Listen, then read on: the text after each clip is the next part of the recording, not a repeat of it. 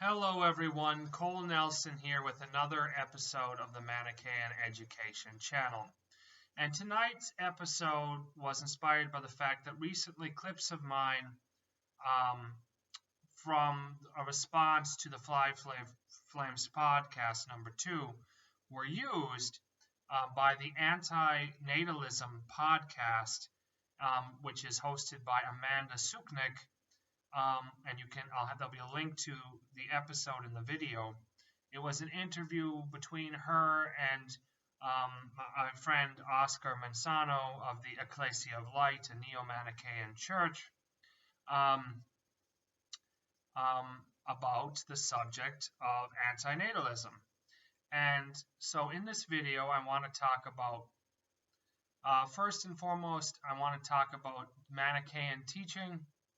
And secondly, I will talk about two, what I will call polarities or poles in theology. I'll talk about that towards the end.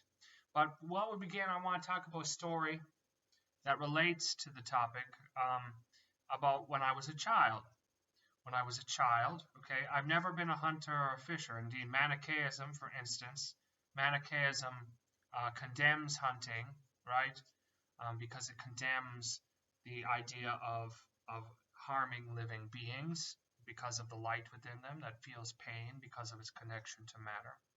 But when I was a child, I was taken fishing by my grandfather, and I caught a couple fish, and I brought them home. I thought I was going to keep them as pets. And then later on, my grandfather brings out, this cooked fish. And I remember and I was mortified and upset. And, I think, this was my first apprehension, in my first, very serious apprehension. I was a young child of one of the horrors of the world, that is, living things perpetuate themselves by causing suffering and death to other living things. And that's a horrible truth about our reality. That's just part of what it is to live in this world of suffering, right? When Manichaeism, this mixed realm of light and darkness. In that sense, since Manichaeism largely defines sin in terms of suffering, sin is inevitable, right? If you see my episode on Manichaean Hamartiology, you see that I explain that largely sin is related to suffering, right? Either directly or indirectly. Whether causing physical, emotional, or spiritual suffering, or societal suffering. Sin, in the Manichaean perspective, is not simply some transgression of an arbitrary divine law. Rather, sin is very concrete in that it relates to suffering. And as part of this, in the video, I want to say Oscar, he did a very good job in many ways of presenting. He did mention that I might take a different sense of this. In my view, Manichaeism is definitely, not partially, but very strongly antinatalist, in that it does see having children as participating, right, in the crucifixion, right, of the luminous Jesus, the world soul, as it was, the anima mundi, the light that is in the world, that is entrapped in matter, and the perpetuation of that entrapment is made possible through procreation. Now, Oscar's, said partially because he is cognizant of the fact that Manichaeism, right, had for instance, a whole nation, the Uyghurs, were Manichaean. Well, did they all stop having children? Of course not. And this goes back in some sense to what I said earlier about just the nature of life in this material world, the horror of it, in that it is perpetuated by causing other beings to suffer, right? And, the Manichaean elect, right, or the Catholic perfecti in a related religion, would step out of this, right, in as far as possible. But the hearers who supported them, right, still participated in a way in this system through, for instance, farming, agriculture, that's still life, preparing and serving the elect food, right? And indeed,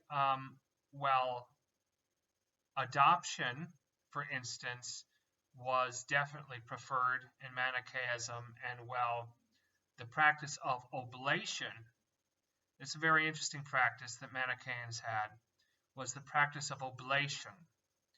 That is, many Manichaeans, and this practice was also practiced in the Catholic Church. For instance, a very famous monk who was very Augustinian, named Gottschalk of Orbay, was an oblate, meaning a child, and Manichaeans practice this, and medieval Catholics practice this, was a child that was given to the church, right?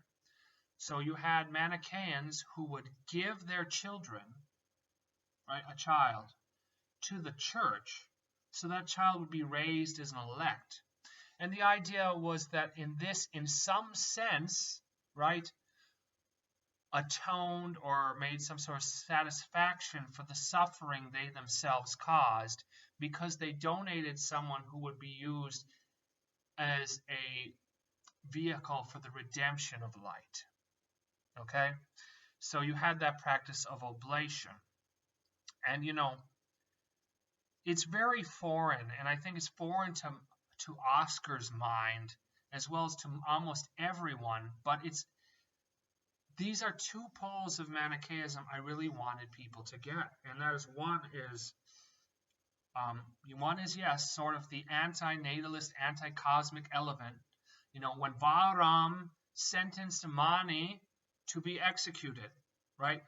He said, this man, is trying to destroy the world. So we deemed it best, or decided it best, that he must be destroyed. Okay? Yes, because Manichaeans, are trying to liberate light, and light is in many ways the life essence, what provides the vibrancy in the world, the vibrancy, the beauty, etc. They're trying to extract that from the world and return it to its true home, away from that which makes suffering possible.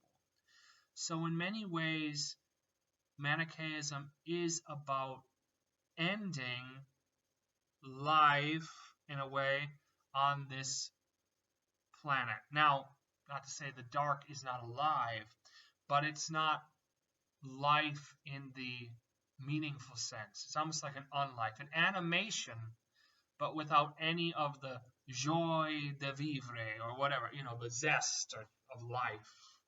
Okay? So yes, and Manichaeism is anti-cosmic, anti-natalist, without in any sense hating life or being anti-life. Really, in the truest sense, it's the most pro-life. It's anti-abortion, for instance. It's just anti-perpetuating or causing suffering, right? And it's really, in that sense, an extension upon Christ's teaching, right, where he says, whatever you do to the least of these, you do also to me, right? Again, that idea of the cross of light, to the suffering Jesus in everything, in all life, okay? And as Paul, on the road to Damascus, he had persecuted the church, right? And Jesus said to him, Paul, Paul, or Saul, Saul, right? Why do you persecutest me? That identification of Jesus with his church, with other living beings, with life. Okay, it's an extension of that teaching, that Manichaeans, antinatalism, anti-cosmic idea. But to understand why that is in some sense compatible with the fact that some Manichaeans, especially hearers, and even people who became elect in old age, Faustus implies when he said he left wife and children, he says he left wife and children, like he gave them up. That could imply he already had them and that he was older when he became an elect, right? This idea that at any time, right, a person might embark on the path of good and forsake the path of causing suffering, right? But the idea is that because causing suffering in life to other things is so inevitable, that sin is so inevitable, right?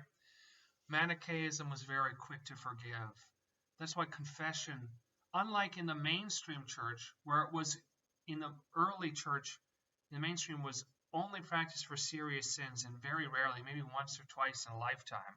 In Manichaeism, it was practiced every week because there was this sense that as we live to sin, because we live in this realm of mixture where causing suffering to other things is almost inevitable, right? Is inevitable pretty much, except for the elect, right? Who are supported, right? There's this sense of that sin should be easily forgiven, to cleanse the conscience. Confession being a disassociation of your true self, your higher self, your light self, from the evil that you have done or that you do because you're an embodied being. Okay? So, yes, poor people, many people for multiple reasons, had children. And, to support themselves, to help support the family, etc. But there was this sense, there's this sense of sinfulness in that, for pride. There's this sense of it, and so there was this sense of needing to atone. Even in Augustine's theology, which does a 180, right? Remember, for Augustine turns Manichaeans' teaching on its head in a sense. He says that it's a sin to have sex if life is excluded, right? But he says even then,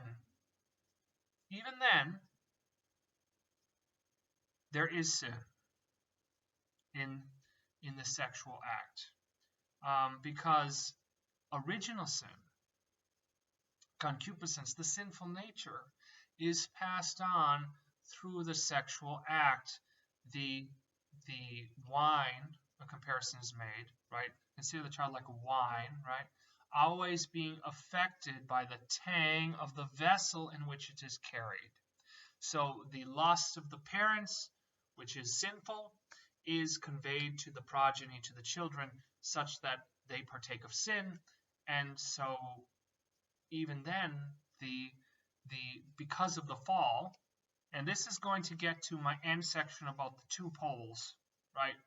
Because of the fall, right, there is no longer the ability to procreate or have sex without sin, like Augustine would argue there was the case pre-fall. But so even now, even in Orthodox Augustinian theology, then even sex in marriage, which is in some sense a duty, is also not without sin. Life itself in Augustinian theology, right? Because true virtue would require pure, disinterested love for God, which, in all actions, how many of us always have that, So in Augustine theology, every action in a sense, right, has sin in it, right? Augustine teaches that children are baptized, children are sinful, and in the baptized, right, the concupiscence, these sinful nature, as one might say, remains, but is no longer reckoned as sin. God having forgiven our elders, in the same way in our sinful actions, right, which are done with imperfect charity, right? If they're virtuous at all, they're done with charity. But insofar as there's still any selfish motive mixed with that, that is overlooked, right, for the sake of Christ. Yes, so there's a sense of there being sin in every single act. This is even more pronounced, for instance, in Luther, when I did a video about Luther and Manichaeism and simul justus and peccator, right? The idea that we are sinful, right, but at the same time just, and this idea of a non-imputation of sin, right? So, every action could be sinful and yet not be reckoned as sin. So I would say that is very Manichaean in a way, in origin, through Augustine. This sense of the pervasiveness of sin in life. That's just part of the deal, or the way things are. And that's why you could have Manichaeans who procreated, and yet would probably feel guilt or some sense of need to expiate or the wickedness of that action. Indeed, isn't this somewhat healthy of a way to think? Because remember, if you have children, right, you are in a sense responsible for every bit of pain or suffering that they experience in their life and that they inflict on others in their life.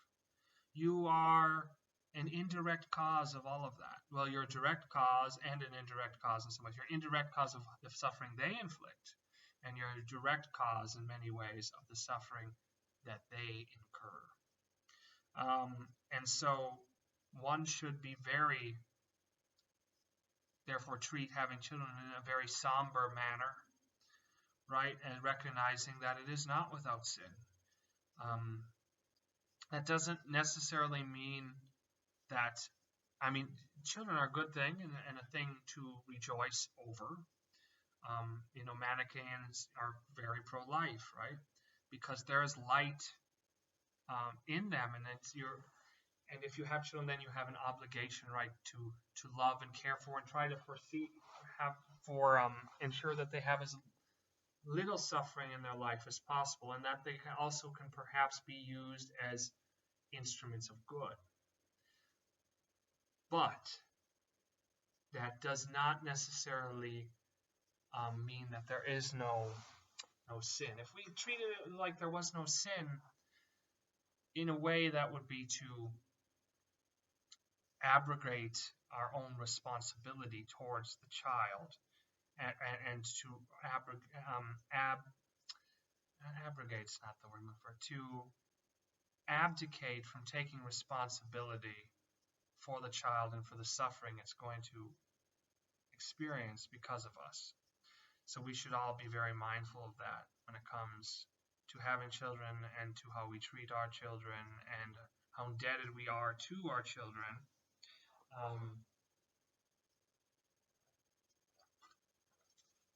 But let me get to this idea now of the other pole, right? So in Manichaeism, I do believe very firmly it is anti-natalist at the core, but it's also very determinist and very understanding of sin.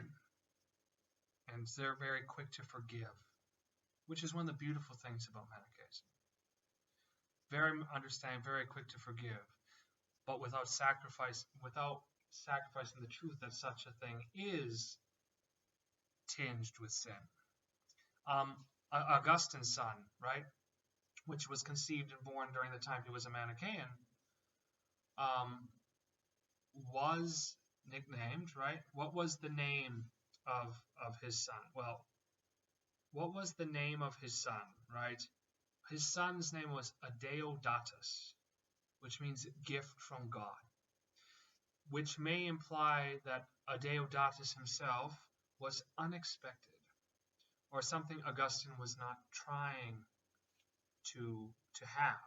At the time, Augustine, may have been influenced by Manichaean ideas, may have at one time had an idea that he himself might one day be an elect, etc. And maybe he wasn't trying to have a child, but a woman got pregnant. Manichaeism is pro-life. Therefore, child came, and since he was not expected, what did the child get named? Gift from God, Adeodatus, right? But going to the other pole, there are two poles. There is the antinatalist, anti-cosmic pole, and then there is we'll call it the pro-natalist, pro-cosmic pole.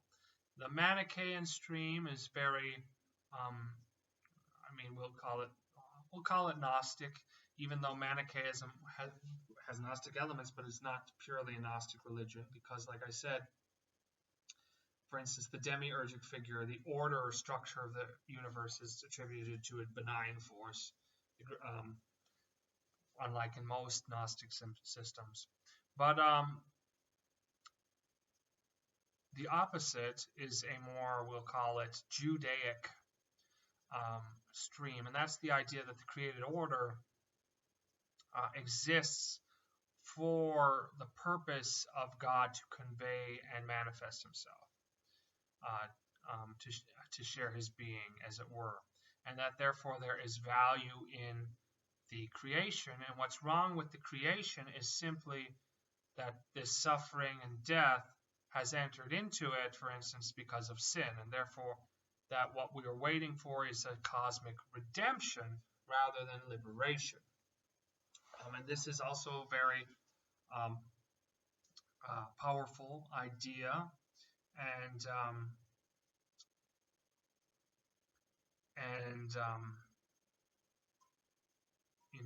it's you find it in the Gospels in many ways, and the writings of Scripture. The whole world groans and travail, waiting for the manifestation of the sons of God, right?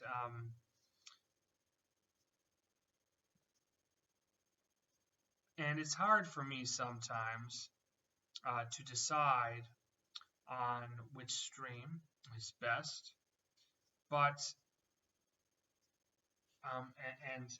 for instance, I've been very influenced by the idea at times of a new creation as well. But maybe the two kind of converge in a way. Peter says that this world will be destroyed by fire, and Manichaeans agree that there'll be a 1400-year fire, right? And that then there will be the new heavens and the new earth where there will be no suffering and death. And Paul talks about a resurrected body, which is sown a natural body, will be raised a spiritual body. And it's possible that there will be a sort of material order, new heavens, new earth, but without Hyli or Sarx or the dark, the principles of darkness woven in the flesh. But that would be a cosmic redemption, and there, as well as in a sense, an anti-flesh, anti-hylic idea. So maybe the two streams can converge. That's maybe a topic for another video. Anyway, I wanted to talk a little bit about that. I think that it's very clear that Manichaeism is antinatalist.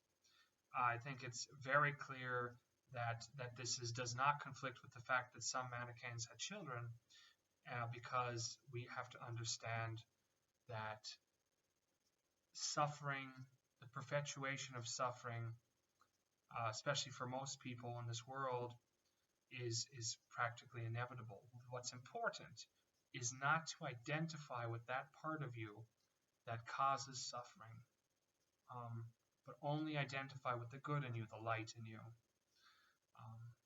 Be well, my friends. Happy New Year. May the Father of Greatness Jesus, the luminous Jesus, and the Holy Living Spirit bless you. Peace and be well.